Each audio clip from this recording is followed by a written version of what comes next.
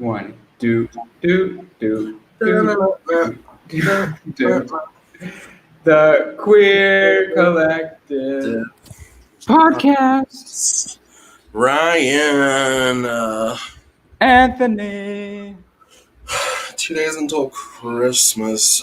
Happy holidays. I Happy think holidays to you too. tomorrow's the end of Hanukkah. I'm not for sure, but to all of our Jewish listeners, happy Hanukkah. Happy Hanukkah to you. Happy Merry Christmas to people that celebrate Christmas, and Happy Kwanzaa on Saturday to those that celebrate Kwanzaa. What are we talking about today? Because it is the holidays. Oof, we're talking about being queer, obviously. Being queer and coming home for the holidays and navigating all the baggage of coming home. Yes. So we're talking about being a queer person and having to travel home, or just choosing to travel home to the holiday for the holidays in a home environment that may be a little bit conservative, maybe a little bit toxic, maybe parents or siblings or whatever don't understand your queer identity or don't care for it. And we're talking about how you, as a queer individual, can remain empowered and feel pride and confident in your identity and navigate that situation with pride, which is awesome. Because a lot of queer youth go home and they feel stuck, they feel sad, they feel trapped. And we don't want that to happen to you, even though it's probably going to happen to a lot of people. That's why we're doing this. Exactly. I agree with you 100%. It can be a difficult time. I personally have the benefit, I have the privilege and benefit of being able to go home for the holidays and still enjoy time with my family. My sexuality at home has always been like a more of a don't ask, don't tell kind of situation. It might not be the healthiest, but I still get to enjoy time with my crazy family. Sure. Yeah. How is your home life if you are able to open up on it? Do they make side comments or remarks that make you uncomfortable, or is it kind of just something that is not really mentioned? Yeah, like I said, it's more of a don't ask, don't tell kind of situation. I don't get the awkward comments unless it's like, when are y'all having kids? Having kids. Then I have to have the same conversation that I have every fucking year. But other than that, it's pretty chill. Um, that's the older side of my family. My siblings, however, it's a different situation. We were having a conversation about like having kids as well the other day. And my sister so graciously was like, "Well, I'll be a surrogate if you need a surrogate." And my mother Hey. was like, "I don't think that works that way. Your kids would be super deformed." And we're like, "No, jackass." Yeah, it's still inbreeding, even if it's a surrogate. So We had to explain to him the fact that she was just like, "I will carry your child." But my sister also was like, but not for free, obviously. I have to research how much surrogates get paid, and then we'll talk. And I was like, so sweet, loving and caring. very kind. Well, yeah, I am not going to be home for the holidays this year, and due in part kind of because I'm not very fond of my home life or my environment at home. Although it's like okay, and it's not the worst, and I don't get beat up or anything or like kicked out or well, I actually did get kicked out. That's another story. It's just not the most welcoming. It's not the most accepting, and the energy is just not what the vibe that I'm going for. So I'm deciding not to be home for the holidays. But I was home a few weeks ago, and my brother was graduating college, so they had an online virtual ceremony. And this girl, obviously, she presented. She was a cis girl, fairly obvious, and she goes up there and she's a salutatorian or whatever, so she's giving her speech and she's like, "Hi, my name's Hannah. I use she, her pronouns." And my parents just like scoffed at that. They were like, "We know," or "Who cares?" Things like that, making these little side comments. And it just like it irked me so much. I held my tongue, but I was just like, why make a comment? Why even say anything? I get it if you don't understand it or whatever, but like, what's the point in being negative and bringing that energy into the room? Like, Right. you know? It's like, keep that shit to yourself. You shouldn't be thinking that shit first off, but if you are, keep it to your fucking self. No one paid for your commentary. Sorry to your parents. Yeah, honestly. So I think the little bit of takeaway from that is that if you are at home and you're experiencing something like that, where you get little side remarks, doesn't necessarily have to do with you, but just the queer community in general.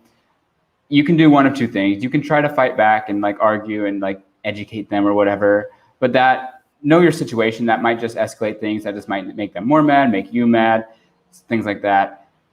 So know your environment, know how your family will react, and I would say maybe don't do that if it's going to become escalated into a big argument, a big fight, and like ruin the vibe of the whole room. But if you but also hold your tongue. So I think the second part is to like hold your tongue. That's the other option. And just remember that like you are valid, you are special the way you are. And that you have a queer community that loves and supports you, even if it's not in that immediate room. So the most important thing is just remembering like how special you are and how big our queer family really is. Yeah, 100%. That's another thing for me. I am the type of person that if I don't want to be somewhere, I'm not going to be there. I don't care what our relationship is. If we're best friends, if we're homies, if we're acquaintances, work pals, family, if I don't want to be there, if I know I'm going to be in a situation where I'm going to be, one, uncomfortable, two, have to bite my tongue, or three, have to listen to some like just plain off the wall bullshit, I'm not showing up. And there's nothing wrong with that, you know. Understand your boundaries. Just because you're related doesn't mean jack shit, you know. Period. Yeah. I mean, like we say it all the time in our community, but like, you know, family doesn't have to be blood. Family is chosen. Exactly. So I mean, first and foremost, this year there's a pandemic. No one should be going home. Um, it's crazy that people are still going about their everyday lives like we all haven't been living in hell since March, and the end is nowhere. I mean, it's kind of coming up. It feels like there's a vaccine, so there feels like it might be an end sometime soon. But at the same rate, the anti-vaxxers in this country, this is supposed to be a Christmas episode, but if you're going home, you're being very selfish. I'm so sorry. In 2020, if you're going home, come on, dog. You can FaceTime for Christmas. You get your presents sent to your house through Amazon. I don't mean to shit on people who are going home, but come on. Don't get grandma sick unless she's a raging homophobe. And then it's like, yeah, all the homophobes go home. Hug your old Republican voting, conservative voting grandparents. Get them out of here. If you want to do it for us, do it for us. I don't fucking care. Take one for the team. Yeah, basically. So I know this is not this whole episode is off the cuff. We don't have our usual outline for the episode. So something I thought we could do is kind of we're going to be linking some articles in our show notes for our listeners who are going to be going home to a more conservative environment, which will be very helpful. We haven't actually read through the article, but it's from reliable sources. So I'm thinking, let's skim through this real quick. Let's see if there are any things that we think are notable, something that could be helpful to people, not in my situation, semi in your situation, people on the opposite end who are like, I don't have the option of not going home. I have to go home, and my family sucks, you know? Yeah, absolutely. So this article from Psychology Today is talking about they've laid out this plan, this acronym. It's called ABC, and so it's saying that if you are going home for the holidays, here is a way that you can survive and even thrive during a time of being in a toxic or not welcoming environment. And so you use this acronym called ABC, and A is for acknowledgement and acceptance. So they're saying try to prepare by acknowledging what the potential arguments or issues might be raised. So acknowledge and accept that your family is maybe going to say something off the cuff. It's going to upset you or upset the vibe of the room. And just start with accepting that you might be facing a comment or a conversation that's uncomfortable to you. Right. If you know your parents aren't about pronouns and, the conversation of pronouns gets brought up, or someone introduces themselves, like Ryan, I think you were telling me you had a situation where you were at a graduation and someone literally was like, this cis presenting person acknowledged their pronouns as her, she, and your parents kind of scoffed at that. And you're like, ugh, Yeah. I think it's a little bit more of a side punch when you're kind of expecting it, but you're not expecting it.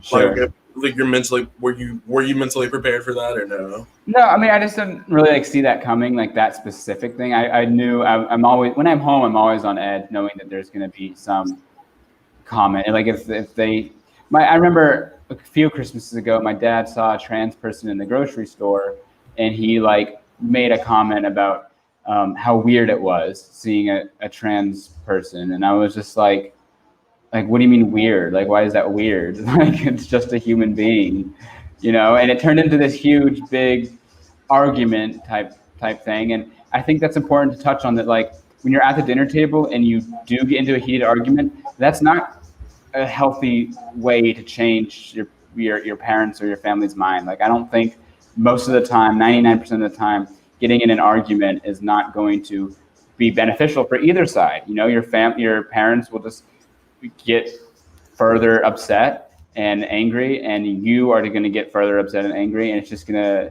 to cause more division. So acknowledge that there might be some offhand remarks and accept that, and then just know when to let go, know when to ignore it, maybe walk out of the room, maybe go for a walk outside, go do your own thing, take yourself out of that environment when possible. For your mental health, and just because you also want to you can passively show like, hey, I'm not going to stand for this. Right. But I also don't want to start a big fight, if that makes sense. Yeah, that's the next one, which is the B, and B stands for boundaries.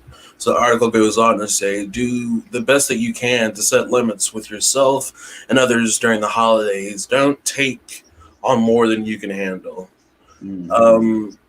I think, try to think of a way to say this. I think this year has produced a lot of conscious awakening. I feel like a lot of people are more woke than typically have been. But you don't have to fight every fight. I think I came across a TikTok the other day. It was just like, I've limited the amount of people who I'm not arguing with bigots, because you shouldn't have to argue empathy. And anytime you step down to argue for empathy, then it's not a talking point. So you don't have to set yourself up to be the social justice warrior in every situation, especially at home. Yes, it is a necessary thing that needs to be done.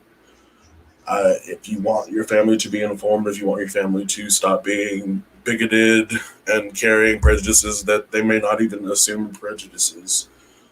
But for your own mental health and clarity and just well-being, I would say know your limits. I mean, if you are going to be the type of person who wants to have that conversation and those arguments, have them.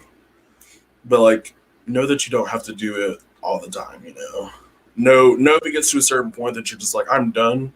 Because, with certain people, it's like arguing with a brick wall. Yeah, know that it's not your job to change anyone's mind. It sucks when someone close to you or your family is bigoted or whatever, but It's not your job. They have to decide to become educated and lose their ignorance on their own. Exactly. So that was A and B. So recapping, we were talking about accepting and acknowledging. That's the ABC acronym. That's the A in it. Accepting and acknowledging that you might face some comments, some uncomfortable situations. B, we said set boundaries. So go for a walk, limit your time with them. Get a hotel. Even that's what this article is saying. That if you can't afford it and if it's possible, get a hotel nearby so you don't have to actually be in the house all the time. And then the C in the ABC is for compassion. So it's talking about trying to understand that though they're your family and they might be ignorant, try to have compassion for them and understand that they might have been raised in a different time. They might have been raised in a different environment. And that's not an excuse to be bigoted, but at least it's helping you understand that they are not coming from the same place that you're coming from. And so that's why they might have differing opinions. Yeah, that's the main thing I want to focus on. I agree with compassion. We should all move through this life with empathy and compassion. Yeah, but being born at a different time doesn't give you an excuse. You might have been born at a different time, but we're in this time now, so catch the fuck up. I can be compassionate to a certain point. Yes, the alien in me is not about it. I'm a very compassionate fucking person. But again, when you have to argue for empathy's sake, how can you be compassionate when the person that you're arguing with, you're arguing about compassion for other human beings? It's a little head chasing the tail here if you catch my drift, but try to be compassionate. As compassionate as you can be, babe, do it. If you have that patience, yes. I applaud you. Period. And then remember there's a light at the end of the tunnel. Remember that once the dinner's over, the presents are unwrapped, and the holidays have gone away, you're gonna go home. You're gonna go back to your place, you're gonna go back to your friends, you're gonna go back to hopefully a more welcoming environment that you're used to. And so it's temporary. Just remember that your time at home is temporary, and remember to love yourself throughout all of this. That's the other big thing. Just carry self-love through your time at home, through your toxic environment, because you are, of course, valid and lovely as you are, no matter what your family says. Yeah. And so, did you have thoughts on that? I don't know. I think I did, but I lost my train of thought. I think what I was going to say is closing notes on that idea in those articles is, it's only so many days. If you set yourself up properly, you'll barely be around your family. Yeah. You get a hotel, bam. Sorry, I'm staying at the hotel. Oh, sorry, I make plans with old friends. If that's not a toxic relationship either, going back home is so weird. I'm someone who I still live in my hometown. Basically, I'm like the next county over, but running into old acquaintances, I think is very interesting as a queer person, because I think about this all the time when I run into old friends of being like, you never fucking knew me. Like, we might have been really close at one point, but you don't know me anymore. I mean, the person that you knew was a horrible mask when I look back. And I was not even wearing the right way. It's like pretending to be straight, after you come out, pretending to be straight is like wearing something that you can't pull off, Oh yeah, for sure. It's like you fucking like a hat that you think looks fucking bomb on you. Like you're like, I got this. This looks so good. And you look back at old pictures and you're like, ugh. But really, it's fucking underwear that you put on your head. Thinking it's a hat. Like you look like a dork. Like, something looks weird about what you got on your head. No, yeah, I'm similar way. I don't even really have any friends now at home. Like everyone's kind of the friends that I did have that still would be my friend have moved away. and the ones that are still there, they kind of just like they were toxic and like cut me off because I was gay, which that's a whole nother story, is losing friends because of your identity. So yeah. Since I'm from Alabama, oh my God, I can't imagine. Little known fact to our podcast listeners, Ryan is from my sister state. We're actually next door neighbors, state-wise, which is crazy just to... Wait, we are? You're from Alabama, right? No, I'm from California. Bitch, you're not from California. Yes. You're a lie and a half. Our first what? podcast... I went to Mississippi. Oh, yeah, Mississippi. Wait. Yeah. That's what I'm thinking. I was like, you fucking liar. Our first conversation, you told me you were from Alabama. I've just been carrying that with me this entire time. Holy shit, Anthony. Oh my gosh. Wow. And now you've changed your whole perspective on me. No, I'm a California boy. Ugh, gross. Anyway. You did school in the South. You kind of got a taste of it. Oh, I got a taste in Mississippi. Very much a taste. Well, never mind. That changes the entire point. The entire point I was going to make was like, it's so crazy that we're from like, well, that's even more crazy that you're from well, like your friends from California. Yeah, because I went to like a very Christian conservative school, so like my whole bubble was like Christian conservative people. And that throws off the whole perception of people being like California. So I'm from Georgia, a place where typically people think the worst of Georgia. Don't get me wrong; it's pretty fucking bad, but it's not. I don't think I haven't had a bad experience. Not bragging here, not flexing my privilege, but I haven't had a bad experience since I've come out. That's awesome. Any people who I thought were my close friends not be my friends anymore. Man, you're lucky. You got some real ones. I'm just that bitch though. I think there's something about that's a weird flex, and I'm completely joking. There's something about my personality that people really fucking like. I don't get it either. I'm an Aries, Leo, Scorpio moon. I have main character energy, and I fucking hate it, bitch. That's a lot. Aries, Leo, Scorpio. Yeah. Yeah, that's a lot. It's a lot. No, but look, if I was from Alabama, you think that we wouldn't have fucking hung out at all? Like if you were one state over, we'd be hanging out, bitch. No, bitch. I thought you were in California and you just like were from Alabama. And I was like, oh, crazy. I didn't think you were just in Alabama not like fucking with me. I knew you were in California. I just thought your home state was Alabama. Oh gosh, no. Well, okay, let's move on to let's kind of decipher what some of our next tips. So we're looking at the Them article about being home for the holidays, and this one says to wear a name tag. So if you are maybe non-binary or trans and you have recently changed your name, there's actually a suggestion to wear a name tag, maybe a pin even. You know, it doesn't have to be a corny like, hello, my name is, you know, those ones. Maybe get like a pin or just something fun and cute that has your pronouns or has your new name, and just put that on. Honestly, like it's going to make the conversations a lot easier. It's going to make things less awkward.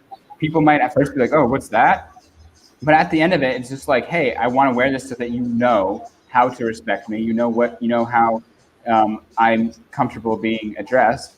And so then they also have no excuse if they misgender you or dead name you. There's no fucking excuse. And if they do, with the name tag on, you know they're a fucking asshole. Literally what I was about to say. Like if you have some kind of identifier that's like, let's the people who are supposed to be closest to you, who share your DNA or some of your DNA, know, hey, this is how I identify. These are my pronouns. This is my name. This is the name that I go by now. That old name is a dead name, and it hurts me when you call me that. If they're still calling you by your dead name and misgendering you, then hey, you have a clear indicator of who not to fuck with in your family anymore. Period. You have, yes. They've revealed their true colors to you, and you know that you can cut them off as soon as you leave home that weekend or whatever. That they are not someone that you want in your life. They're not an energy. Set up a test and they failed. I love that I opened this website. I'm so sorry, but I love that I opened this website and the first like person I see is Ruby Rose. Ruby Rose? Ruby Rose. She's advertising something, but let's keep Oh, going. okay. Sorry. Oh, cool. Number 2. Bring a decoy. Okay, so maybe the name tag thing didn't work. I'm reading straight from the article. Okay, so maybe the name tag thing didn't work, and people are still calling you by the wrong name. Tremendous bummer. What really puts a lump in your mashed potatoes? Divert that negative energy by carrying a decoy that bears your dead name during the interaction with stubborn relatives. Oh, it could be a teddy bear, a Bratz doll. Okay, so I get. So you bring a Bratz doll, and let's say your name used to be, let's say I am Ryan, and I have now transitioned into Heather. Bring your Bratz doll, name it Ryan. My name is Heather. If they call you Ryan, you just fucking chuck their Bratz doll at them. Be like, nope, I'm not addressing you. You're talking to Ryan. That's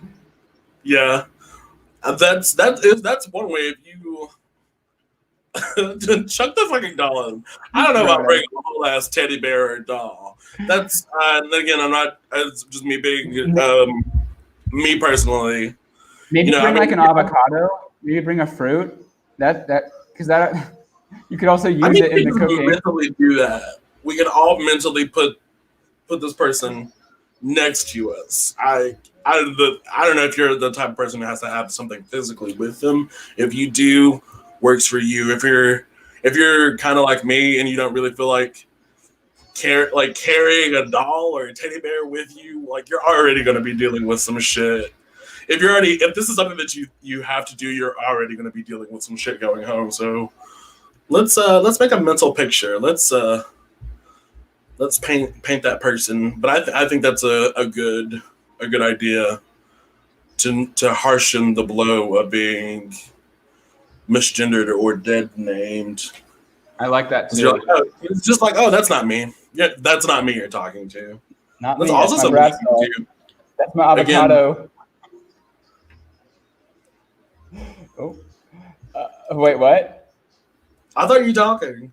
Oh, I was just saying, like, that's my avocado. Like, if you dead name me, like, I'm throwing my avocado at you. I mean, like, talk to the avocado. Like, that's me. I'm not.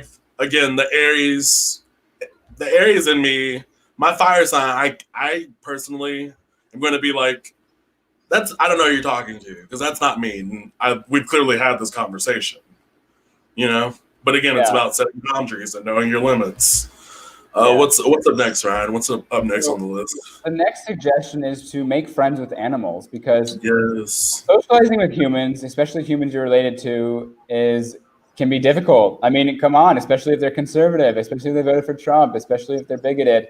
So, bring a dog, bring your dog, or see if the family has a dog there. Just hang out with the animals. Take the pet on a walk.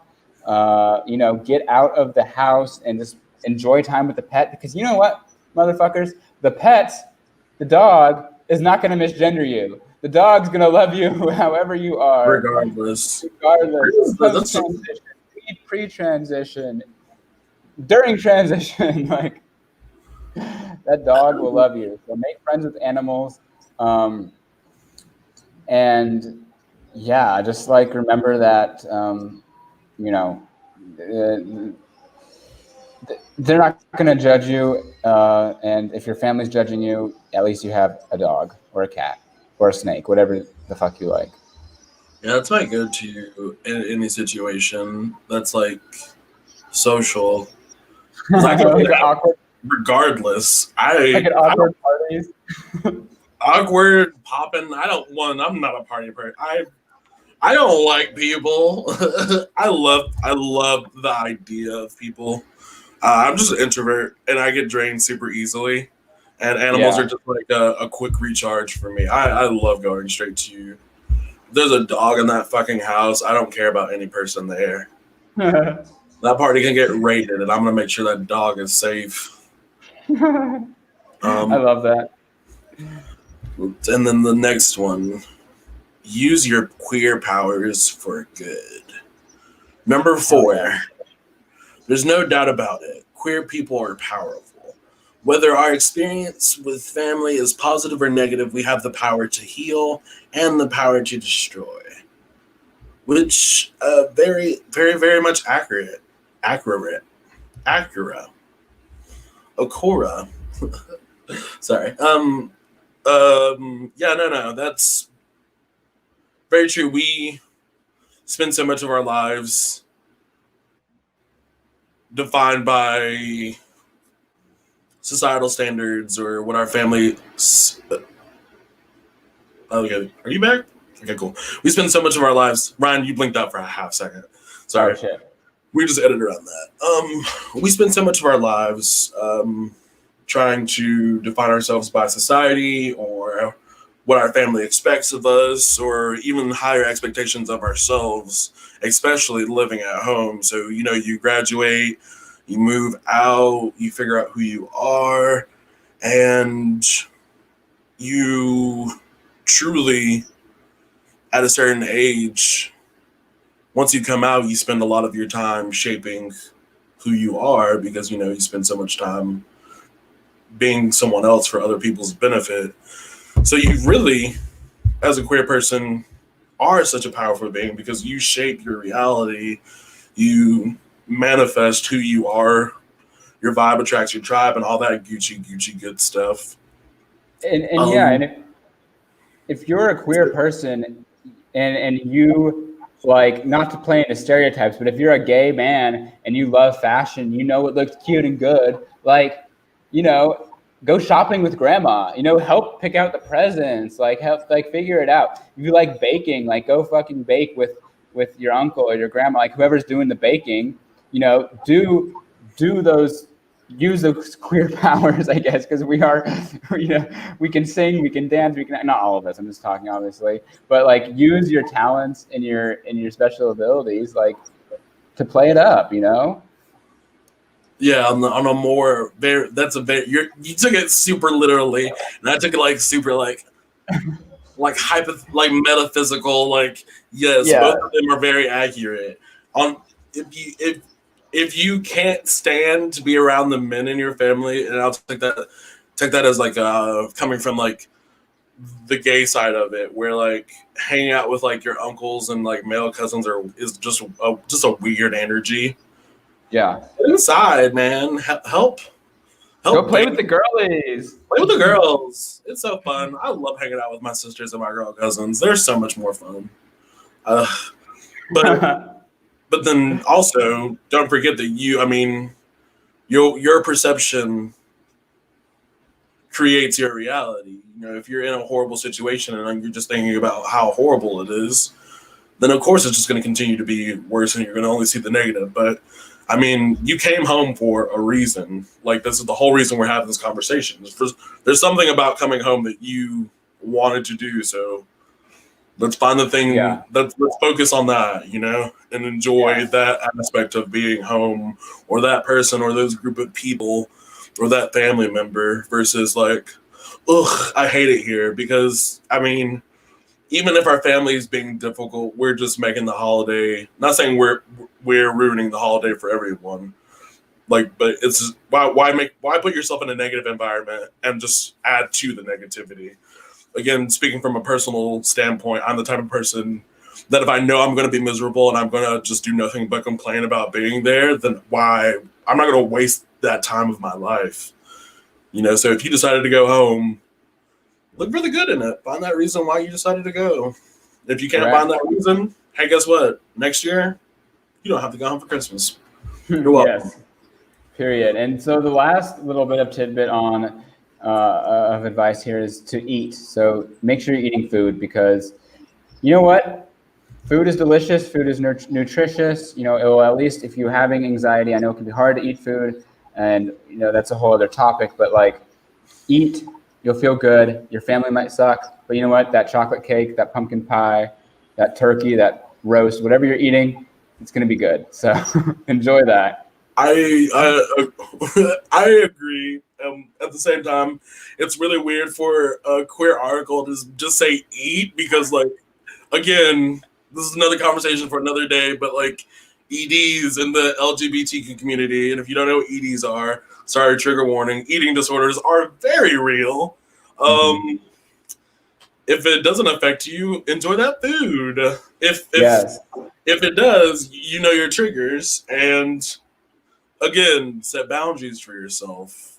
If you find yourself in a situation where you're just like, I need to eat because my emotions are all over the fucking place right now, maybe just remove yourself from that environment, babes. You don't have to be there.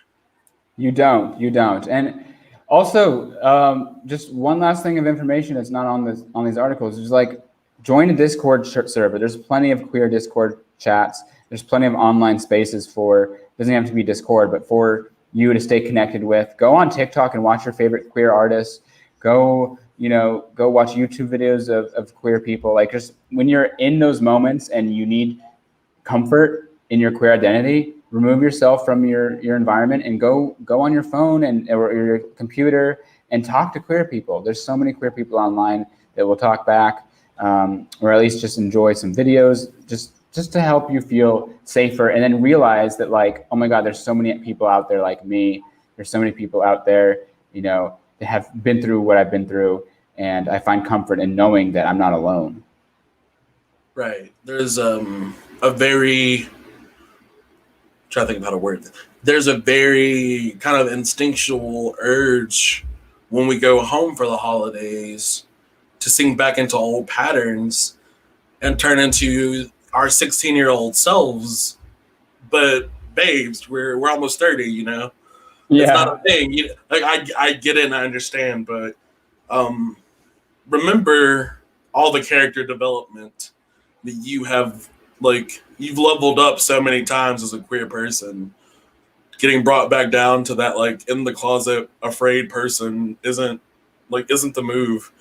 I know that's better easier said than done, but hopefully by the time, if you're listening to this, hopefully you have a community of your own. If not, like Ryan said, there's discords, there's so many queer spaces.